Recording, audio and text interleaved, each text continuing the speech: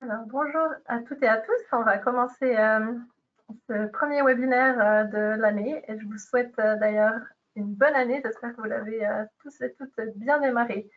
Voilà, on se réjouit de passer cette heure en compagnie, en votre compagnie. Et puis, donc je me présente, je m'appelle Magali Depen, je suis en charge des cours et formations pour la société CEP. Je vais vous passer programme. Voilà, donc ce soir, pour passer ma petite introduction, on va donc parler des troubles urinaires les plus fréquents chez les personnes atteintes de CEP et puis évidemment les traitements qu'on peut proposer pour y remédier.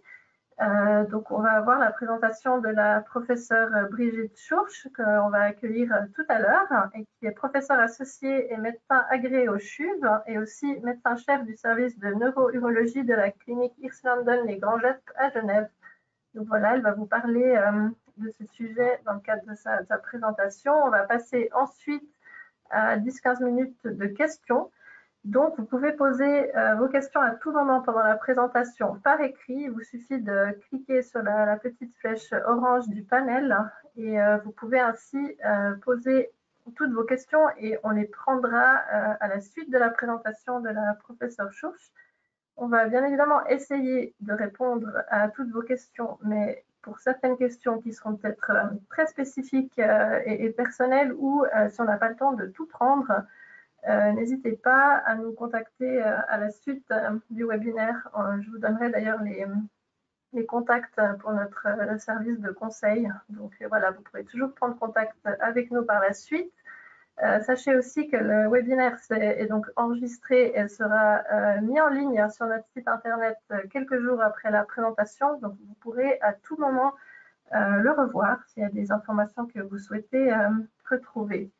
Voilà, pour ma part, je vais accueillir maintenant la professeure Schurch et puis ensuite disparaître quelque temps et revenir au moment des questions. Alors, un instant, je me connecte avec Madame Schurch. Et voilà, bienvenue à vous, professeur Schurch. Bonjour, merci beaucoup. Madame Depen, bonsoir. Merci de m'accueillir. Bonsoir à tous. Bonsoir et merci d'être là pour ce premier webinaire de la Société suisse de sclérose en plaques. Et je vous souhaite moi aussi tous mes meilleurs voeux pour la nouvelle année. Donc, ma présentation portera sur les troubles vésico-sphinctériens de la sclérose en plaques. Je vais faire un rappel exhaustif de toutes les mesures. Est-ce que vous n'avez pas encore le... Si, mais ce soir, on va parler des troubles urinaires chez la sclérose en plaques et j'ai noté oser en parler. Il ne s'agit pas, je vais vous exposer de façon exhaustive toutes les mesures diagnostiques et thérapeutiques qui est possible de réaliser lorsqu'un patient avec une sclérose en plaques vient au cabinet avec des troubles vésico-sphinctériens. Ce sont des problèmes complexes et il ne s'agit pas pour vous de retenir toutes les informations que je vais vous donner, mais plutôt de voir qu'il y a des possibilités thérapeutiques et diagnostiques et qui pourra sûrement correspondre à vos besoins. Donc, un petit rappel sur la sclérose en plaques. Je pense que vous êtes bien au courant que la sclérose en plaques est une maladie auto-immune inflammatoire du système nerveux central qui cause généralement différents types et différents degrés de symptômes neurologiques qui sont progressifs. Si on regarde un peu l'épidémiologie, on se rend compte, et ça c'est des statistiques un peu anciennes, mais on se rend compte que à travers le monde, il y a environ 3 millions de patients qui sont victimes d'une sclérose en plaques. En Amérique du Nord, environ un demi-million, en Europe également. Et pour la Suisse, on compte actuellement entre 15 et 20 000 cas de sclérose en plaques.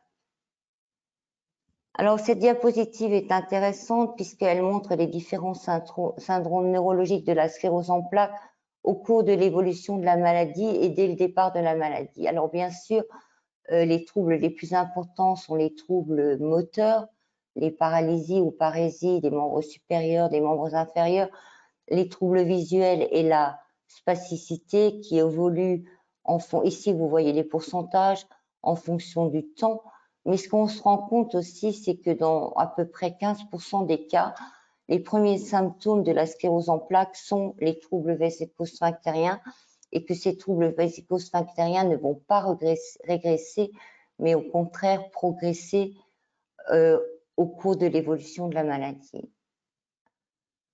Alors, un petit rappel sur l'appareil vésico-sphinctérien.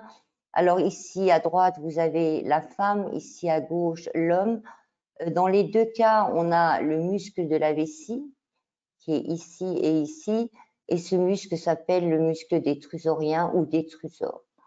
Ensuite, on a le canal urinaire, qu'on appelle aussi urètre, qui est assez long chez la femme, puisqu'on a toute la partie de l'urètre pénien, un peu plus court chez la femme. Chez l'homme, la différence entre les deux, c'est que chez l'homme, on a en plus la prostate, et dans les deux cas, on a un appareil vésico-sphinctérien qui assure la fermeture de ce système de réservoir. Alors, avant de parler des troubles vésico-sphinctériens, il faut d'abord un peu comprendre comment marche la vessie. Alors ici, c'est le cycle de remplissage de la vessie puis de vidange. Donc, on voit que quand la vessie est vide, ici c'est le muscle détrusorien et le sphincter, les deux systèmes agissent avec des pressions relativement faibles pour permettre justement que la vessie se remplisse jusqu'à des volumes 500-600 millilitres. Puis au fur et à mesure que la vessie va se remplir, on va commencer à sentir la sensation d'abord de remplissage, puis de besoin, et on voit que les pressions, aussi bien dans la vessie que dans le sphincter, vont augmenter. La raison pour laquelle la pression dans le sphincter va augmenter, c'est pour assurer la continence. Puis ce système va progressivement se relaxer un petit peu grâce au cerveau. On va se dire, ben non, il faut que j'attends un moment avant de trouver l'endroit idéal pour uriner. Et jusqu'à ce moment-là, à partir du moment où on trouve l'endroit idéal pour uriner, on va décider d'uriner et la vessie va se contracter et le sphincter se relâcher afin de permettre une vidange sans résistante et complète. Alors ici, c'est une diapositive qui représente toute l'innervation de l'appareil vésico-sphinctérien. Alors, ça va commencer au niveau du cerveau. Je viens de vous dire que le cerveau, il a la capacité d'autoriser ou de refuser la miction. Quand on est dans un supermarché, qu'on a envie d'aller aux toilettes, généralement, soit on attend ou on va dans un restaurant, mais on a le temps de se dire non, je ne vais pas maintenant, je vais attendre jusqu'à ce que je trouve l'endroit idéal, puis on décide d'uriner et c'est le cerveau qui donne la commande. Ensuite, on a le système limbique qui est une sous-partie du cerveau qui, lui, est plutôt émotionnel. C'est-à-dire qu'on va se dire, ben, je commence à être un peu désagréable, il faut vraiment que je décide de trouver un endroit adéquat. Ensuite, on a ce qu'on appelle le petit cerveau ou la partie basse du cerveau qui est le tronc cérébral.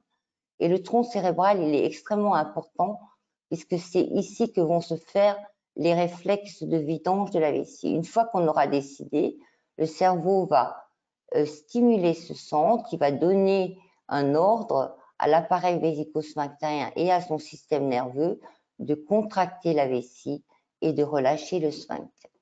Et puis, on a tout un système de nerfs périphériques qui sont plus bas au niveau, qui sortent de la moelle épinière relativement basse et qui vont contrôler d'une part le remplissage, d'autre part la contraction de la vessie et le relâchement des sphincters.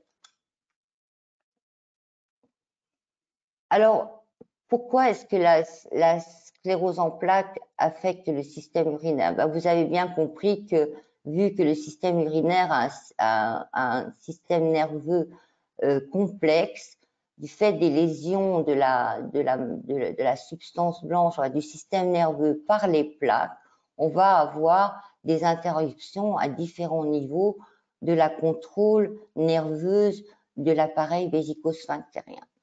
Alors, ça peut être soit des voies qui sont complètement détruites, dans le cas de sclérose en plaques extrêmement évoluée, soit simplement des interruptions partielles du système de commande. On peut aussi avoir des lésions plus basses au niveau de la moelle qui vont, elles, non seulement créer des problèmes au niveau de la vessie même, mais aussi au niveau du sphincter et qui vont créer des dyscoordinations entre la vidange vésicale et le sphincter. Je vous ai dit que lorsque la vessie se contracte, normalement, le sphincter doit se relâcher afin d'assurer une bonne vidange sans résistance et sans qu'il reste quelque chose dans la vessie. Enfin, on a aussi parfois des lésions très très basses qui, elles, provoqueront une atteinte complète de la vessie et ça sera plutôt des vessies paralysées, mais je vais y revenir. Alors ici, c'est un schéma de toutes les formes de vessie que l'on peut voir dans une sclérose en plaques. Alors, les traits gras représentent des systèmes hyperactifs et les traits fins des systèmes hypo- ou normoactifs. Donc, je vais prendre deux exemples. Je ne veux pas les détailler tous en détail, mais les exemples les plus fréquents que l'on retrouve dans la sclérose en plaques, c'est donc un muscle de la vessie hyperactive qui va créer une vessie hyperactive, et je reviendrai sur la définition de la vessie hyperactive, et un sphincter qui s'ouvre mal. Ou bien, dans les lésions plus basses, on aura plutôt un muscle qui est complètement dénervé, donc une espèce de sac de baudruche, une vessie qui se laisse distante sans rien faire, qui se vide mal ou pas du tout, avec des fois un sphincter qui est peu efficace et des incontinences plutôt à la toux ou au port de charge lourde. Mais comme vous le voyez, on peut aussi avoir toutes les différentes formes. Donc, ce n'est pas un type qui va expliquer tous les symptômes et peut-être pas les vôtres. Donc, il faut savoir qu'environ, si les patients viennent dans le service de neurologie et qu'on leur demande systématiquement au cours de leur contrôle, soit pour leur traitement, soit pour un contrôle clinique, est-ce qu'ils ont des troubles vésico-sphinctériens? Eh bien, selon les publications que l'on retrouve dans la littérature, il y aura entre 50 et 90% des patients qui, lorsqu'on leur demande, diront qu'ils ont au moins un trouble vésico-sphinctérien. Et je vous ai expliqué tout à l'heure que les troubles vésico-sphinctériens, ils évoluent. On sait qu'en général, après 10 ans d'évolution, les 100% des patients auront des troubles vésico-sphinctériens. C'est extrêmement rare des patients qui ont une sclérose en plaques et qui ne présentent pas à un moment ou à un donné ou à un autre de leur maladie des troubles vésico-sphinctériens. Alors, je vous l'ai dit tout à l'heure, en général, dès la première poussée, on peut déjà avoir 10% des patients qui ont des troubles vésico-sphinctériens. On arrive à 75% dès la 5e année et pratiquement à 100% à partir de la 10e année de l'évolution de la maladie. Alors, le plus souvent, je vous ai expliqué la vessie, j'ai essayé de vous expliquer un peu la vessie hyperactive, nerveuse, avec le sphincter qui se relâche mal. C'est quand même les cas les plus fréquents que l'on voit dans nos consultations. C'est le plus souvent, le patient viendra avec une vessie hyperactive, des urgences, et sur la symptomatologie, je reviens encore plus en détail. Mais enfin, souvent, le patient, il arrive parce qu'il va trop souvent au WC, qu'il a pour des toutes petites quantités et qu'il a du mal à se retenir. C'est beaucoup plus rare d'avoir des patients qui ont une vessie paresseuse, où ils sont obligés de pousser sur le ventre pour uriner ou d'appuyer fort avec l'abdomen pour vider leur vessie. Le plus souvent, on a quand même des vessies hyperactives. Alors, il y a certainement, ça je vous répète, une corrélation entre la durée de la maladie, la sévérité de l'atteinte neurologique. C'est sûr que si un patient, au début de sa maladie, a peu d'atteintes neurologiques, il aura peut-être moins de troubles vésico-sphinctériens. Mais plus la maladie évolue, plus l'atteinte neurologique est sévère, plus le patient aura des difficultés à la marche ou même visuelles, plus les troubles mictionnels, les troubles de la vidange vésicale seront importants. Alors, la vessie hyperactive, c'est les problèmes, troubles de la remplissage. Alors, le patient, qu'est-ce que c'est du point de vue clinique? Quels sont les symptômes que le patient va présenter? Il va appeler ce qu'on appelle une polacyurie, c'est qu'il va au WC trop souvent la journée. Il faut savoir que le nombre de vidanges de la vessie normale par jour est au maximum de 8. Donc, si un patient urine aux 2 heures ou aux demi-heures ou aux heures, c'est déjà plus normal. Ensuite, ils ont très souvent aussi une nicturie, c'est-à-dire qu'ils vont se lever la nuit. Normalement, la nicturie chez l'individu normal est de 0, maximum 1 peut-être pour un sujet à partir de la soixantaine. Mais au-dessus de 1, si on se lève la nuit, c'est pathologique. L'impériosité mictionnelle, c'est les urgences. Non seulement on est obligé d'aller tout le temps, mais en plus on est obligé de courir. On n'a pas toujours le temps de se déshabiller, on n'a pas toujours le temps d'ouvrir la porte de sa maison et déjà c'est la catastrophe. Et ces impériosités mictionnelles, ces urgences, elles sont souvent, quand on n'a pas le temps d'atteindre les toilettes, eh ben, elles sont suivies par une incontinence urinaire, qui peut être aussi la nuit, et dans ce cas-là, on appellera ça une énurésie. Et là, vous voyez que les troubles de remplissage, la vessie active, je vous le répète, c'est environ 90% des cas. Pour l'autre extrême, pour les patients qui ont, dans les 10% qui restent, qui ont plus des troubles de la vidange, c'est des vessies qui se comportent comme des baudruches. Elles se laissent remplir, elles se vident jamais. Alors, le patient, il peut être soit en rétention complète, c'est-à-dire qu'il n'urine pas du tout, soit alors il a des difficultés. Il se rend compte que quand il urine, son jet il est faible, ou sa vidange vésicale se fait en différentes portions, des fois très longues, il lui faut beaucoup de temps, et il a l'impression que sa vessie n'est pas complètement vide. Donc, soit le trouble du remplissage, soit le trouble de la vidange, mais je vous répète qu'on peut aussi avoir une association des deux.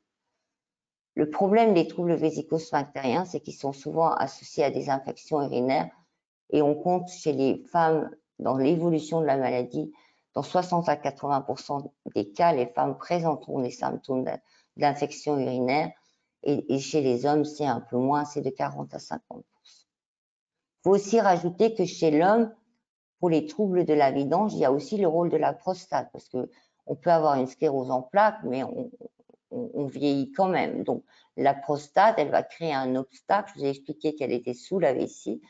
Et ça, c'est normal. Chez un individu normal de sexe masculin, la prostate va grossir et il se rendra compte qu'il a un peu de difficulté à vider. Mais ça peut encore participer aux troubles de la vidange que l'on voit chez les hommes atteints de sclérose en plaques. Alors, l'incontinence, malheureusement, c'est souvent le premier symptôme qui motive la consultation.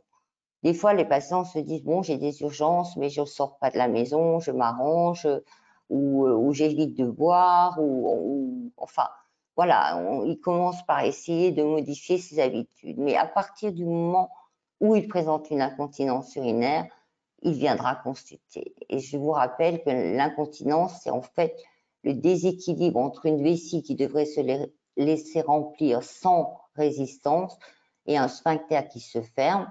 Donc, si la vessie est hyperactive, le sphincter ne tiendra plus. Si le sphincter est trop faible, on aura une incontinence aussi. Mais comme dit, c'est l'incontinence en général qui motive la première consultation. Alors, une fois que le patient arrive à notre consultation, on va commencer par un bilan simple, c'est-à-dire qu'on va commencer par une anamnèse, c'est-à-dire on va lui demander l'histoire de la maladie, de la sclérose en plaques, des troubles associés à la sclérose en plaques, de la marche, de la sensibilité, de la vision. On va aussi, bien sûr, se concentrer sur les troubles vésico-sphinctériens. Est-ce qu'il a des fuites plutôt au port de charge lourde, ou bien des urgences, ou bien est-ce qu'il doit aller trop tôt, ou bien est-ce qu'il doit aller trop souvent. Ensuite, on fera toujours un examen clinique à la recherche de signes spécifiques. Et ce n'est pas seulement l'examen de la prostate chez l'homme, du plancher périnéal chez la femme. On fera un vrai examen neurologique qui nous permettra, par ces résultats, déjà, nous, aux thérapeutes, de voir à peu près à quel type de vessie on aura affaire. Bien sûr, on fera toujours une analyse d'urine pour éliminer des infections qui peuvent aussi péjorer les symptômes. et pour voir si le patient a d'autres pathologies associées, comme par exemple un diabète. Avec l'âge, ça peut arriver. On fera une analyse du sang parce qu'à long terme, les troubles vésico-sphinctériens non traités peuvent créer des problèmes d'insuffisance rénale. C'est rare, mais ça se voit quand même. Et surtout, on demandera aux patients de faire un calendrier mictionnel, c'est-à-dire qu'on va donner un petit livret au patient. Il devra remplir sur 3 jours tout ce qu'il boit, tout ce qu'il urine, les heures, que ce soit la journée, la nuit et le nombre de fuites. Et pour nous, c'est très important parce que lorsqu'on voit les patients au cabinet et qu'on leur fait des examens complémentaires, c'est un examen qui est limité dans le temps. Ça dure au maximum 2 heures. Donc, ça ne va pas nous représenter ce qui se passe dans la réalité pour le patient. Donc, pour nous, le calendrier mictionnel ou journal mictionnel que l'on va donner aux patients, en général, on envoie avant la consultation, est extrêmement important à remplir puisqu'il va nous donner, nous, aux thérapeutes, encore plus d'informations. On fera toujours une évaluation de la qualité de la vie. On va demander aux patients quelle est l'influence des troubles vésico-sphinctériens sur sa vie de tous les jours et sur sa qualité de vie. C'est important. S'il n'y a aucune répercussion, si le patient est content comme ça, on ne va pas le traiter. Mais en général, il y a quand même souvent les patients qui sont très handicapés dans leur qualité de vie. Si les fuites sont très importantes et qu'on ne peut pas les quantifier sur notre calendrier mictionnel, des fois, on demandera aux patients qui portent déjà des protections de peser ces protections pour estimer la quantité et la sévérité de l'incontinence. Ensuite, on passera à 2 examens, et là je reviendrai à 2 examens simples qui sont la débimétrie et le résidu post-mictionnel, et je vais y revenir.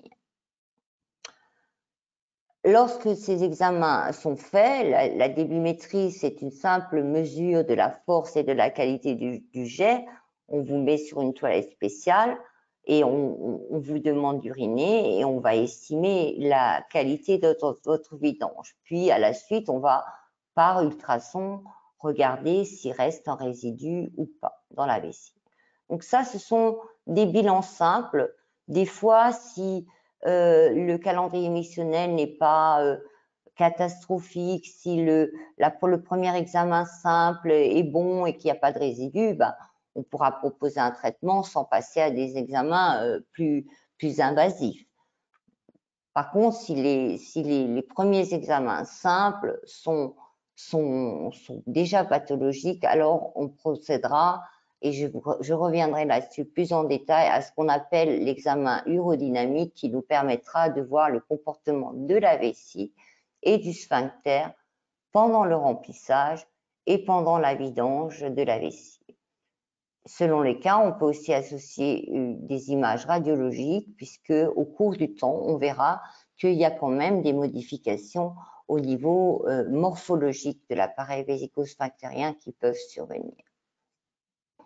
L'ultrason, de toute façon, la radiologie, le scanner, si on a des suspicions d'atteinte rénale, voire ce qu'on appelle la scintigraphie rénale, qui est un examen aux isotopes qui nous permettra d'évaluer la fonction différenciée de la fonction du rein droit et du rein gauche, alors que le scanner et l'IRM nous donnent plutôt une estimation globale de la fonction.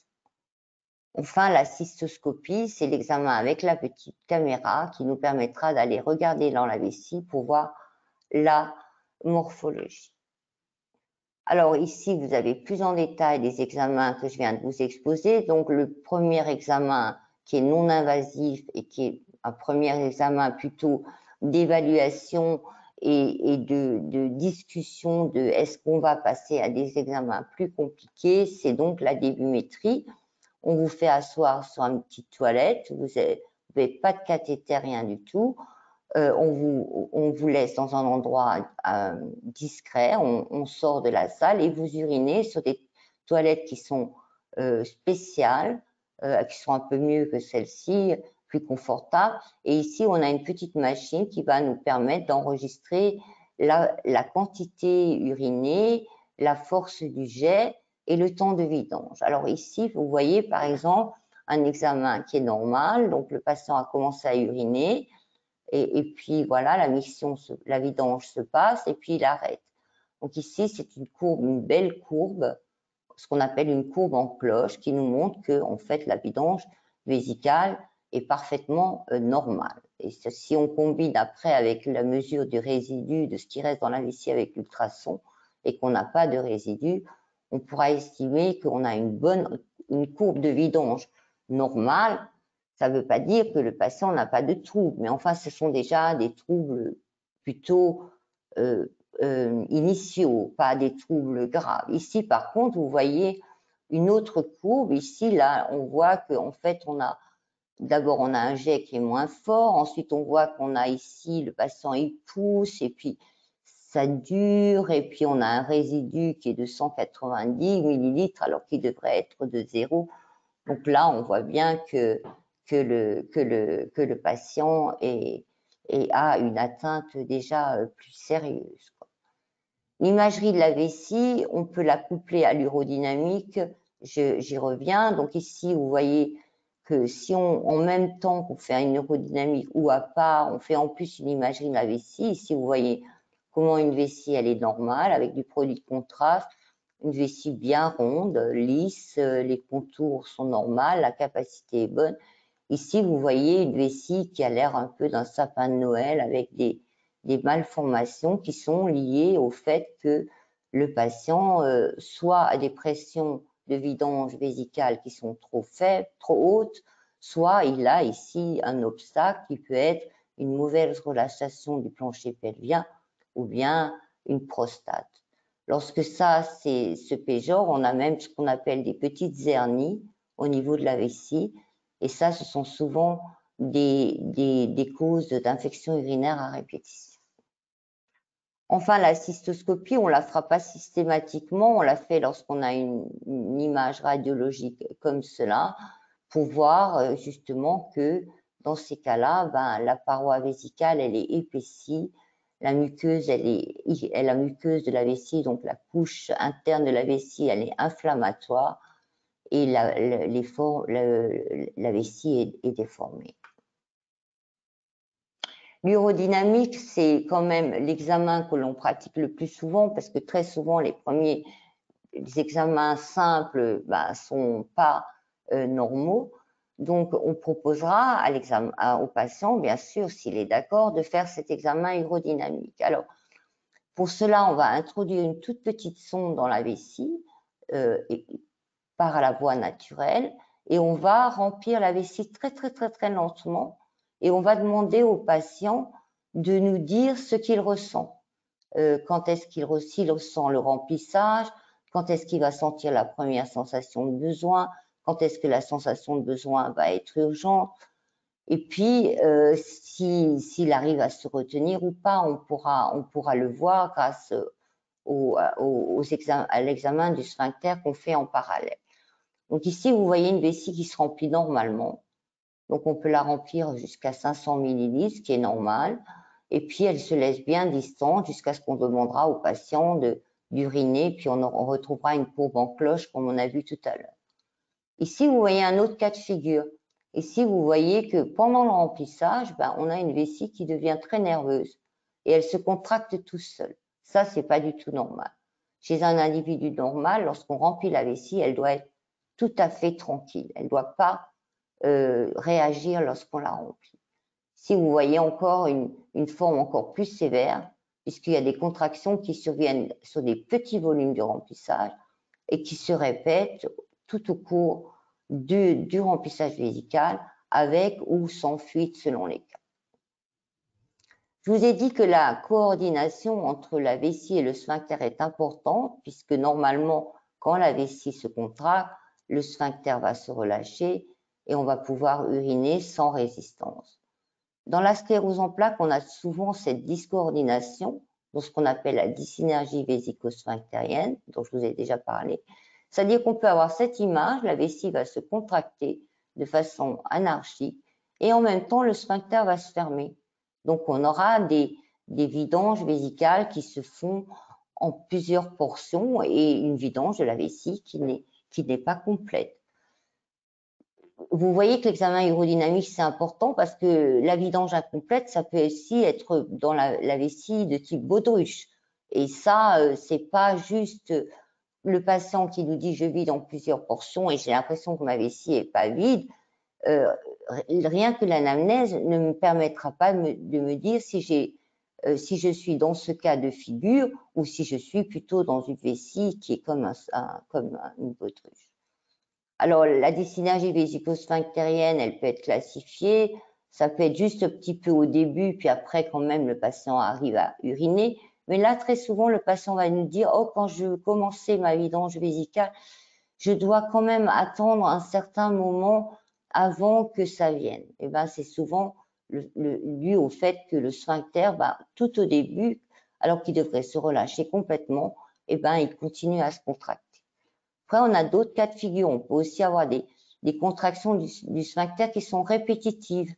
Donc, le patient, il va dire « Oui, j'urine là, et puis après, je vais faire un autre petit jet, et après, je fais un autre petit jet, et après, je fais un autre petit jet. » Et dans le pire des cas, on a le sphincter qui se relâche pas du tout. Et dans ce cas-là, le patient, très souvent, il vous dit je dois pousser sur le ventre comme un fou pour pouvoir uriner. Donc, vous voyez que l'examen urodynamique, c'est un examen peut-être un petit peu plus invasif, encore que parfaitement indolore, mais ça nous permet quand même, nous, les thérapeutes, de nous dire j'ai affaire à ce type de vessie et pas à l'autre. Et comme ça, notre approche thérapeutique, elle sera vraiment ciblée sur le problème du patient. Ici, vous voyez les images radiologiques que je vous ai montrées tout à l'heure qu'on peut combiner avec l'urodynamie. Et dans les dysynergies vésico-sphinctériennes, c'est souvent cette image de sapin de Noël qu'on retrouve, puisque le sphincter, au lieu de bien s'ouvrir, il se ferme pendant la vidange vésicale. Et ça, il y a quand même un risque à long terme que du fait que la vessie va lutter contre cet obstacle, elle va se muscler comme on fait du bodybuilding et finalement les urines, elles vont remonter vers les reins avec des risques d'infection. Si on a une infection dans la vessie, qu'elle se propage en rien. Et à long terme aussi, un risque de dégradation rénale. Donc, pour résumer la prise en charge du point de vue des examens, si je fais juste un examen clinique, un interrogatoire et un examen clinique simple, la sensibilité est assez bonne, mais la spécificité ne sera que 60%. C'est-à-dire que oui, je pourrais dire que le patient a un trouble si ces examens simples sont pathologiques, mais je ne pourrais pas dire lequel. Alors que si je combine déjà avec le résidu, j'aurai déjà 70% de meilleurs diagnostics et 70% de réussite de mon traitement. Et si enfin je fais le gold standard, enfin l'examen vraiment le meilleur de tous, l'interrogatoire, l'examen clinique, l'évaluation du résidu et le bilan urodynamique, alors là j'aurai plus de 80% de réussite de faire un bon diagnostic et de proposer un bon traitement à mon patient. Alors, en ce qui concerne la prise en charge, alors nous, les thérapeutes, on a deux objectifs. Enfin, notre objectif principal, c'est de protéger vos reins. C'est-à-dire, pour nous, les thérapeutes, notre objectif principal, c'est que vous ayez une vessie qui redevienne plus grande, qui se laisse bien remplir à basse pression. Je vous rappelle que pendant le remplissage, la pression vésicale doit être basse pour protéger les reins et que le patient, il arrive à assurer une vidange qui est complète, rapide, pas qui dure 3 minutes, et sans augmentation importante de la pression normale, mais sans qu'il y ait une augmentation importante de la pression liée à un obstacle. Ça, pour nous, c'est notre premier objectif, c'est protéger vos reins. Mais vous, votre demande, c'est de contrôler l'incontinence et de la contrôler et dans la meilleure des cas, de restaurer une continence complète. Et ça, c'est important pour la qualité de la vie. Donc, nous, les thérapeutes, on va essayer de trouver un traitement qui assure ces deux objectifs. Protéger vos reins, améliorer votre qualité de vie. Alors, on a différents types de traitements. On a les traitements qui favorisent le remplissage pour les vessies nerveuses. On a les traitements qui favorisent l'augmentation de la pression de clôture, plutôt pour les patients qui ont des incontinences à l'effort aux portes de charge lourde. Mais comme je vous ai dit, c'est plutôt moins fréquent. Et enfin, on a des traitements qui favorisent la vidange pour les patients qui ont des problèmes à vidange. Et dans ces trois types de traitements que je vais détailler, les deux objectifs, c'est améliorer votre qualité de vie et prévenir les complications à long terme. Alors, je vais commencer par les traitements des troubles vésico-sphinctériens. Ils se classifient en traitement de première ligne, deuxième ligne et troisième ligne. Donc, le traitement de première ligne, c'est donc le traitement le moins invasif et celui finalement, les petits moyens peuvent apporter de grands bénéfices. Donc, la première chose, ça sera la thérapie comportementale. En fonction du calendrier missionnel qu'on va recevoir du patient, on pourra un peu changer ses habitudes. C'est-à-dire qu'on va lui dire, monsieur ou madame, vous attendez trop longtemps quand vous sortez, au lieu d'aller au supermarché, allez peut-être boire un café, mais allez peut-être d'abord aux toilettes et après au supermarché. Et puis après, faites une pause et puis retournez dans un magasin pour éviter d'arriver au volume de remplissage vésical où arrive l'incontinence.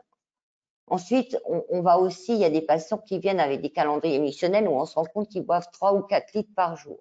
Donc ça, c'est sûr que si quelqu'un doit aller déjà 15 fois aux toilettes, mais en plus qu'il boit 4 litres par jour, ça ne va pas arranger les choses. Donc on va aussi leur dire, écoutez, normalement, le volume de boisson normale, c'est entre 1,5 et 2 litres par jour. Avec ça, vous éliminez bien vos toxines, vous éliminez les risques d'infection urinaire, mais ça suffit. C'est pas la peine d'en boire 3 ou 4 litres. Après, il y a des substances qu'on demandera aux patients d'éviter parce qu'on sait que pour la vessie hyperactive, le café et le thé, c'est pas bon. On sait que ce sont des substances qui péjorent la vessie hyperactive. Ensuite, le patient qui a une sclérose en plaques, il n'a pas seulement une sclérose en plaques, il peut aussi avoir des problèmes de spasticité des membres inférieurs, il peut avoir des difficultés à la marche, donc on va aussi prendre en considération ça. À la limite, on pourra l'envoyer chez un physiothérapeute ou chez quelqu'un spécialisé dans la spasticité pour améliorer sa mobilité. Il est sûr que si on a une mobilité réduite, on aura encore plus de mal à gérer ces urgences. Donc, on va aussi s'occuper de la mobilité. Et s'il y a d'autres pathologies, comme par exemple un diabète, qui peut aussi, ou des problèmes cardiaques qui peuvent encore péjorer l'incontinence, on parlera aussi de ces problèmes. Et enfin, on demandera au patient de nous montrer tous les médicaments qu'il prend, parce qu'on sait qu'il y a des médicaments qui vont aller à l'encontre du traitement qu'on propose, puisqu'il y a des interactions médicamenteuses entre ce que nous, on va prescrire et ce que le patient prend déjà. Donc, pour nous, il faut faire attention, pas donner des médicaments qui sont contre-indiqués quand un patient a déjà un traitement de fond, et surtout éviter des médicaments qui péjorent l'incontinence dans la mesure du possible, si éventuellement on pourra même prendre contact avec le médecin généraliste et de voir comment on peut améliorer la médication. Ce qu'on essaye aussi de faire, c'est pour les patients fumeurs, c'est de leur demander, on ne peut pas forcément leur demander d'arrêter, mais en tout cas de fortement réduire, parce qu'on sait que le tabac, c'est un facteur d'affaiblissement du plancher pelvien et du système de sphincter. On sait que le tabac provoque une fatigue des muscles pelviens et péjore l'incontinence. Et en plus, chez la femme, il y a un effet si elle n'est pas ménopausée, il y a un effet anti-œstrogénique qui diminue le tonus des vaisseaux de l'urètre, donc du canal urinaire, et qui péjore encore les fuites. Donc, si le patient est fumeur, on essaiera de lui demander soit d'arrêter si c'est possible, soit en tout cas de réduire. Une fois qu'on a fait la thérapie comportementale, le premier traitement dans les troubles vésico-sphinctériens qui sont peu sévères, en tout cas on commence toujours par les traitements peu invasifs, ce sera la physiothérapie. Et on sait que la physiothérapie a une place dans les maladies où le patient a une commande même partielle sur le sphincter et la musculature du périnée. Or, souvent, dans les scléroses en plaques, c'est pas comme les paraplégiques qui ont plus du tout de commande en dessous de leur lésion neurologique, qui ont plus du tout de possibilité de contracter leur sphincter. On sait que dans la sclérose en plaques, il y a toujours une activité sphinctérienne qui persiste, le plus souvent. Donc, on pourra leur proposer de la physiothérapie. Alors, ça peut être soit de la physiothérapie de relaxation, ça pour les dysynergies vésico-sphinctériennes, je vous ai expliqué, c'est cette discoordination entre le sphincter et la vessie qui empêche la vidange vésicale facile et complète. Donc, le patient, on l'enverra faire ce qu'on appelle un biofeedback, c'est-à-dire il ira chez le physiothérapeute et la physiothérapeute lui mettra des électrodes de surface et lui apprendra à contracter et à relâcher. Et le patient, en regardant l'écran, il pourra voir comment il contracte et comment il relâche. Donc, il pourra faire des exercices. En général, on prescrit 9 séances et on revoit le patient après. S'il y a une amélioration, on en prescrira d'autres séances. S'il n'y a pas d'amélioration, on devra proposer une autre thérapie. L'électrostimulation, on peut faire des électrostimulations non invasives, des électrostimulations qui agissent soit pour le relâchement de la vessie, donc pour la vessie hyperactive, soit au contraire pour le renforcement du plancher pelvien. Si on a plutôt des fuites à la toux au port de charge lourde. Alors, la physiothérapie pour le relâchement de la vessie, nous on la pratique, on applique des électrodes de surface au niveau du nerf de la jambe. Alors, vous pourrez me demander pourquoi au niveau du nerf de la jambe, mais on sait que les fibres nerveuses qui remontent de la jambe vers le cerveau et vers la moelle épinière, ces fibres-là, elles vont projeter sur les centres de la moelle où se trouvent les centres vésico-sphinctériens. Et lorsqu'on les stimule, on a une espèce d'inhibition de la vessie. Donc, on propose aux patients cette stimulation qui se fait de façon non invasive à domicile. Il vient en consultation, on lui montre comment appliquer son électrode, on lui commande son petit appareil et la stimulation se fait à raison de 20 minutes par jour, tous les jours, puis on reverra le patient après 3 mois pour voir l'évolution. Et ça, ça marche dans des cas de vessie hyperactive peu sévères, ça marche très bien. Enfin, on peut faire l'électrostimulation pour renforcer le plancher pelvien, mais là, ça sera plutôt avec des électrodes intravaginales ou intrarectales. Là, ça sera plutôt pour stimuler le sphincter et le plancher pelvien, mais ce type de physiothérapie ne peut se faire qu'en physiothérapie, que dans un cabinet de physiothérapie. Et enfin, très souvent, les physiothérapeutes associent à ces électrostimulations du plancher pelvien des exercices de musculation des abdominaux, des fessiers et du plancher périnéal. Bien sûr, dans la possibilité, dans les limites de la possibilité qu'a le patient.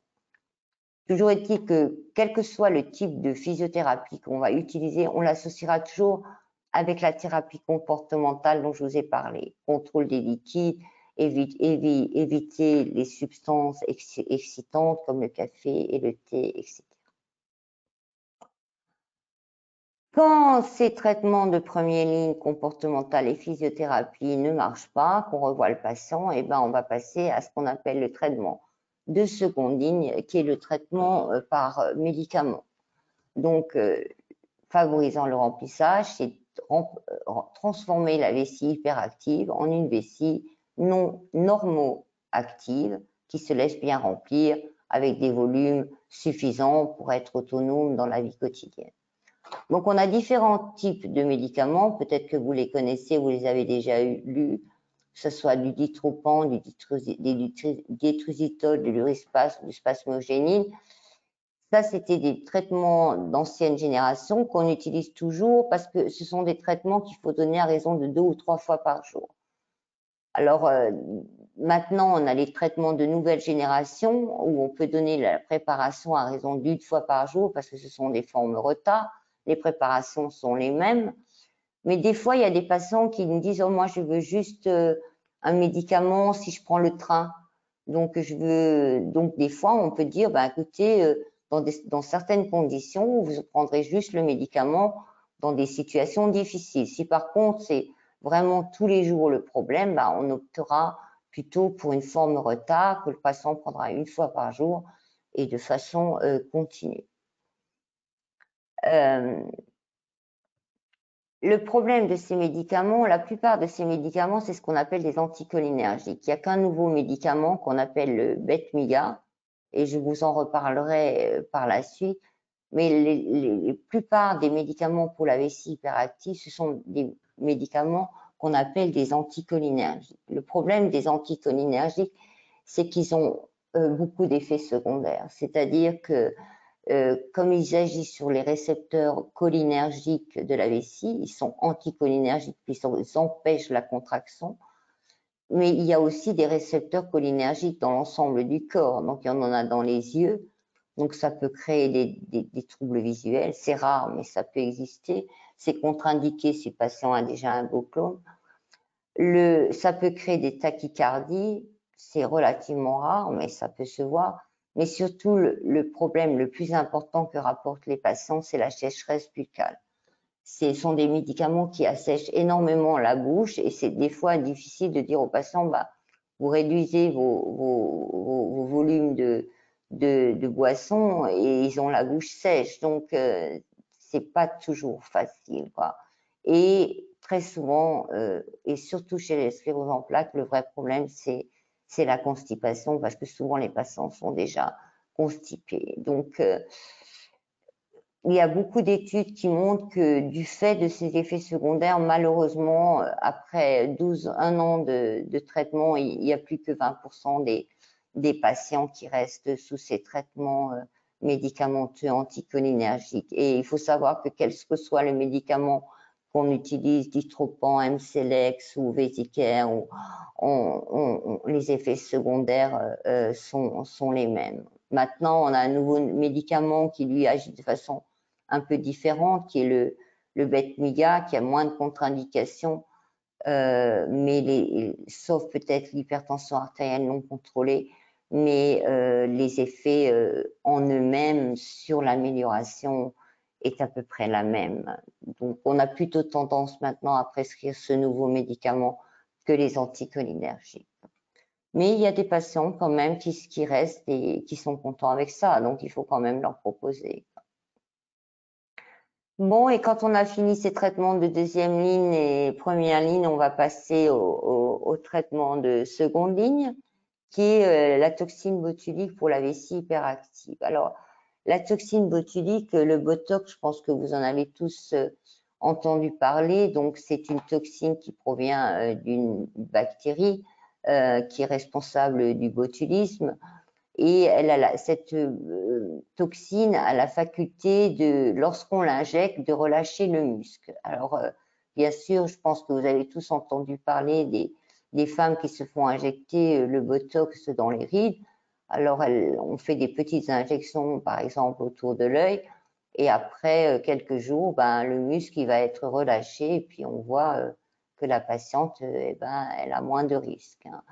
Le problème, c'est qu'après 3 mois, elle va être obligée de le répéter parce que c'est l'avantage de la technique, mais aussi son inconvénient, c'est que, en tout cas, pour les rides, ça ne dure que 3 mois. Alors, il y a très longtemps, on en est arrivé à l'idée que la toxine botulique, ça pouvait agir sur la vessie hyperactive. Donc, on a fait nos premiers travaux dans les années 2000, puisqu'on se rendait compte que les patients qui étaient sous anticholinergie, il n'y avait pas une très bonne tolérance, et puis que souvent, quand les formes sont très sévères, ça suffisait quand même pas. Donc, on a mis au point cette technique d'injection par voie cystoscopique. Je vous ai parlé de la cystoscopie tout à l'heure. Donc, on regarde avec une petite caméra dans la vessie et on procède à une injection de petites doses de toxines botuliques dans le muscle du détrusor. Et les effets sont spectaculaires. Vraiment, les patients, après ce traitement, ils ont vraiment une amélioration extrêmement importante. On a un taux de succès qui est de 90%. Et si le patient a au départ, dans les examens de mesure du jet et de résidus, il n'a pas de résidus ou pas de résidus importants, il y a très peu de chances que le patient soit obligé de se sonder après, s'il ne se sonde pas déjà, parce qu'on a des patients en sclérose en plaques qui se sondent, mais s'ils ne se sondent pas déjà, si on met de petites doses de toxines botuliques et que le patient au début a une bonne fonction vésicale, mais cette vessie hyperactive, on a très peu de chances que le patient soit obligé après de se sonder. Après, comme je dis, on a des patients chez qui les sondages sont inévitables, mais comme seul moyen de vidange, dans ce cas-là, on procédera à des doses plus importantes, et ce qui permettra l'amélioration de la continence entre les autosondages. Donc, comme dit, ce médicament, il est très efficace, les patients sont très contents. Souvent, les médicaments, ils peuvent les réduire ou les arrêter complètement. La différence de la toxine botulique dans le détrusor par rapport au ride, c'est que dans le muscle détrusorien, les études montrent que ça dure entre 9 et 12 mois. Des fois, on a même des patients, ça dure 14 mois. Et après, on les réinjecte. Et la toxine botulique est sur la liste de la LAMAL. Les assurances maladie prennent en charge à raison de 2 traitements par an. Donc, il n'y a pas de problème de remboursement. C'est une technique qu'on fait dans le monde entier depuis plus de 20 ans. Il y a une autre technique qu'on peut proposer si les traitements semi-conservateurs de première ligne n'ont pas suffi, traitement comportemental ou médicaments, c'est ce qu'on appelle la neuromodulation sacrée. Alors, c'est une autre façon de traiter la vessie hyperactive pour augmenter la capacité vésicale et diminuer l'urgence. Alors là, c'est un autre système qui s'adresse plus à des vessies hyperactives peu sévères, alors que la toxine botulique, c'est souvent des cas quand même plus importants. Alors, c'est un système où c'est une stimulation électrique, mais à la différence de la stimulation électrique que je vais présenter ailleurs, c'est une stimulation électrique qu'on fait à partir d'électrodes qu'on implante directement sur les racines des nerfs, sur les racines terminales de la moelle épinière, donc sur les nerfs qui assurent l'innervation de la vessie. Et cette stimulation électrique, comme la stimulation du nerf tibial tout à l'heure, dont je vous ai parlé, elle va agir en diminuant elle va agir sur les centres de la mission de la moelle épinière en diminuant l'hyperactivité vésicale. Alors, c'est une intervention qui se fait en 2 temps. D'abord, on met les électrodes, puis le patient, il aura un petit boîtier extérieur. Et pendant 15 jours, 3 semaines, on va le tester. On va lui demander de remplir régulièrement des calendriers missionnels. Et s'il y a une amélioration significative après ce test, alors on proposera au patient d'implanter ce petit stimulateur. L'implantation se fait toujours au niveau de la fesse, plutôt ici. Et le patient aura donc ce petit boîtier qui est l'équivalent d'un pacemaker et il n'aura plus rien à faire, quoi. Et on voit ici sur les courbes d'examen aérodynamique chez un patient qui avait déjà ces petites contractions de la vessie non contrôlées sur des petits volumes, on voit que lorsqu'on lui a implanté ce boîtier, il arrive à des capacités vésicales qui sont quand même 2 fois à 3 fois supérieures.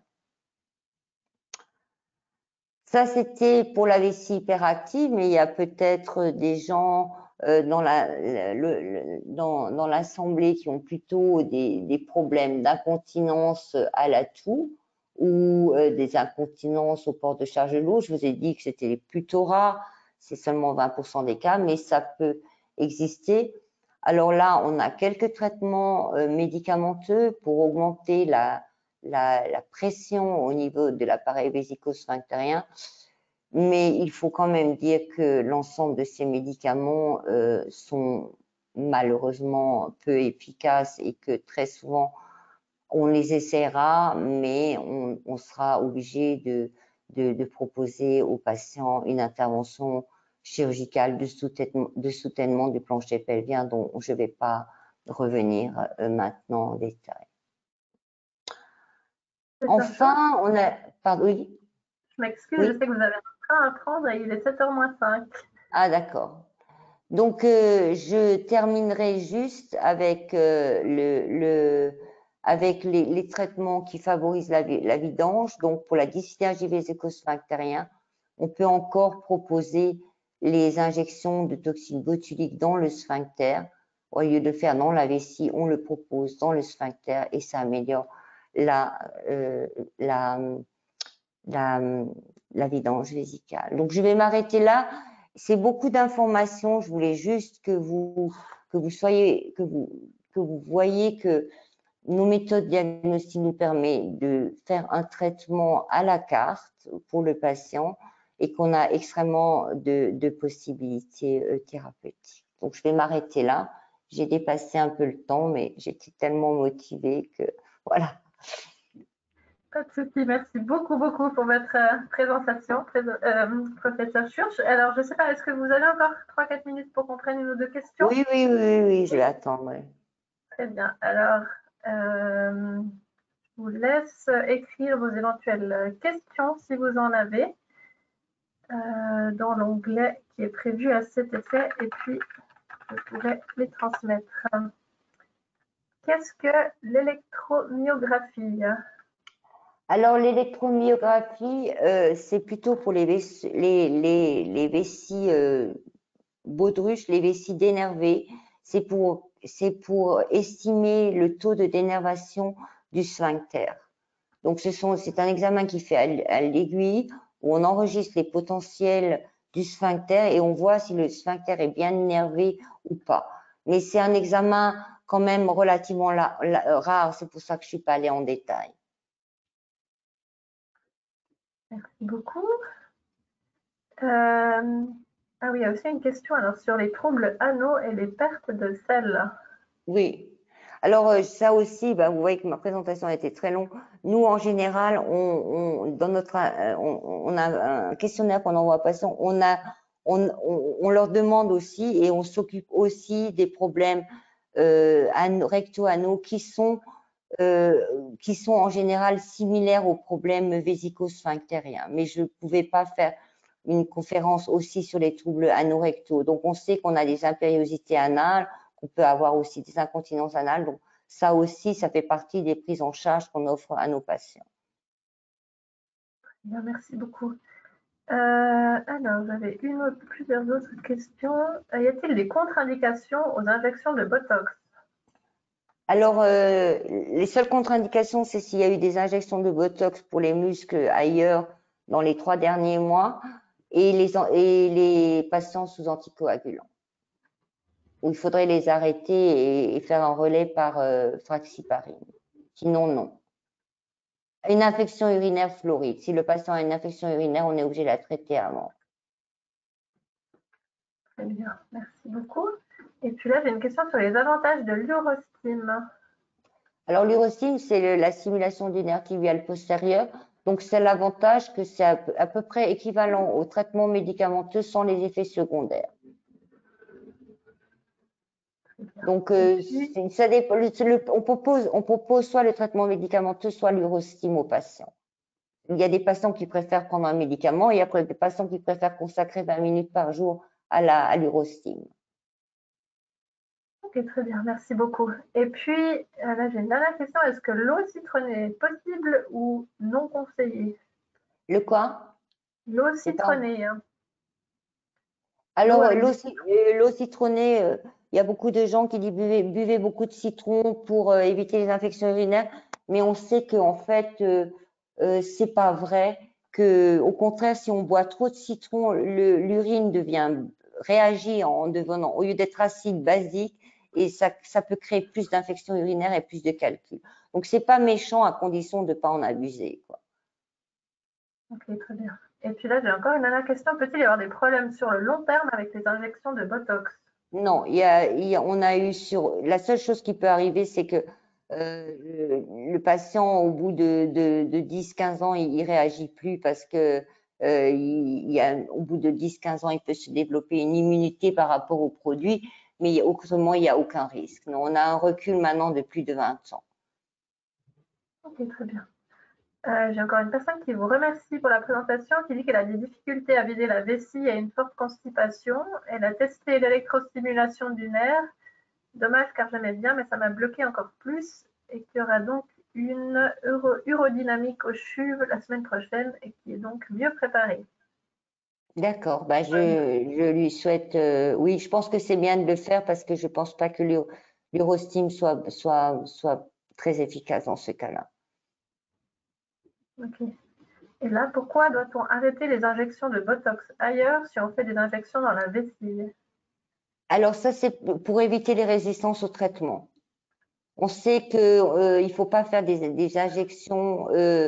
Si on fait des injections dans la jambe, et la vessie, il vaut mieux essayer de le faire le même jour. C'est la boîte pharmaceutique qui préconise que si on fait une injection, soit on fait en même temps, soit on attend 3 mois pour éviter que le patient ne réagisse plus au Botox. Ok, très bien. Merci beaucoup. Je crois qu'on est au bout des questions. Je vous remercie. On va vous laisser filer, professeur, pour Oui, aller. alors moi je suis tout à fait d'accord de répondre encore à des questions si vous en avez, il n'y a pas de problème. Je répondrai très volontiers. Très bien. Et je vous Merci souhaite mille tous fois pour la une bonne présentation. soirée, hein. Merci à vous aussi. Au À bientôt. revoir. Au revoir. Et puis, alors, je reprends juste la présentation de mon côté. Voilà. Vous allez pouvoir juste encore avoir 2-3 informations sur le service de conseil de la société CEP. Donc, vous pouvez nous appeler donc, tous les jours de la semaine, appeler nos assistantes sociales et notre infirmière pour avoir aussi des informations, une évaluation de votre situation. On peut aussi vous orienter dans le réseau. Et puis, attendez, je vais juste enlever le son de ma naviture. Voilà, et puis un accompagnement aussi dans les démarches. Donc, n'hésitez pas à nous contacter du lundi au vendredi, donc de 9h à 13h. C'est donc l'infoline au 0844 737 463 ou par email. Et puis, pour répondre encore à une question que je vois apparaître, on va... alors, je peux demander à la professeure Church si elle est d'accord de partager son PowerPoint. Et sinon, de toute façon, ce sera mis en ligne d'ici quelques jours. Donc, vous aurez de toute façon toute la vidéo de la présentation. Mais si vous souhaitez avoir les slides, n'hésitez pas à m'écrire. Vous pouvez m'écrire à formation@sclérosenplaques.ch et puis je regarderai avec elle si je peux vous transmettre les slides. Voilà, on a encore 2-3. Oui, effectivement, merci aussi pour la remarque sur la fin qui a été très rapide, effectivement, et j'en suis désolée. Parfois, on a plus de choses à dire que le temps qu'on a, mais n'hésitez pas à nous contacter justement pour plus de réponses. Je vous parle encore un tout petit peu des cours et formations qui sont à venir, parce qu'on a pas mal de choses de prévues.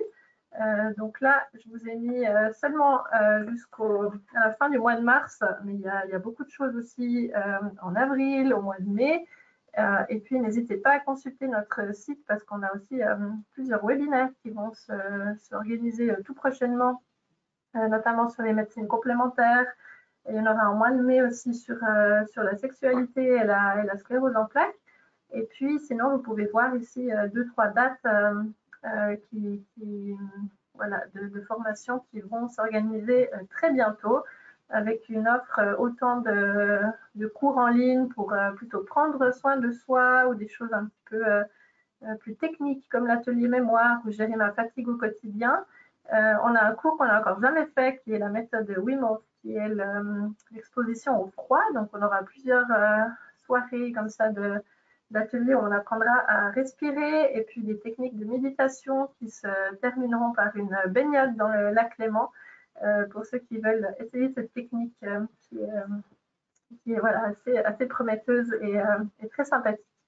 Voilà, donc n'hésitez pas à aller voir notre site web régulièrement pour voir toute notre offre de formation. Et puis, je vous souhaite encore une très bonne soirée et à très bientôt. Merci beaucoup et au revoir.